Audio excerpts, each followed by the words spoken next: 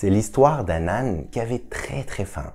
Il avait devant lui une pomme et une carotte. Et il hésitait, est-ce que je mange la pomme ou est-ce que je mange la carotte? La pomme ou la carotte? La pomme ou la carotte? Il était vraiment mal à l'aise. La pomme ou la carotte? La pomme ou la carotte?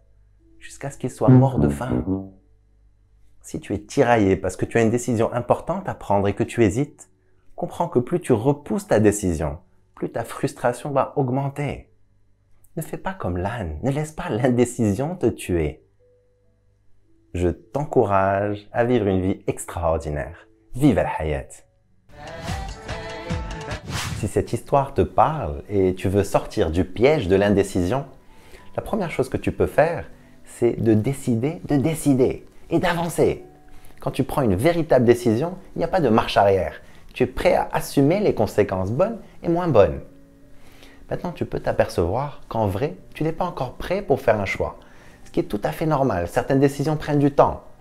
Alors décide de quand tu vas décider. Marque-toi une échéance. Quand j'aurai telle information ou à telle date.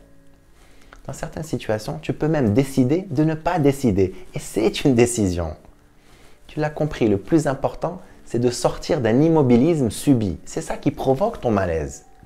À partir du moment où tu exerces ton pouvoir de décision, à partir du moment où tu prends tes responsabilités, la souffrance et l'angoisse de l'indécision vont se dissiper et tu vas immédiatement te sentir soulagé. La deuxième chose que tu peux faire, c'est avant de te forcer à prendre une décision, de toujours chercher une troisième option, une troisième alternative. Le plus souvent, notre souffrance vient de l'illusion de n'avoir que deux choix. Et c'est ce qu'on appelle un dilemme. Dessert ou pas dessert, lire ou Netflix, dormir un peu plus ou avoir plus de temps pour se préparer, partir ou rester. T'obliger à trouver une troisième alternative, ce n'est pas tellement parce que c'est la troisième option qui va être la bonne. C'est plus pour te pousser à réfléchir d'une manière plus créative et adopter un nouveau regard sur ta situation.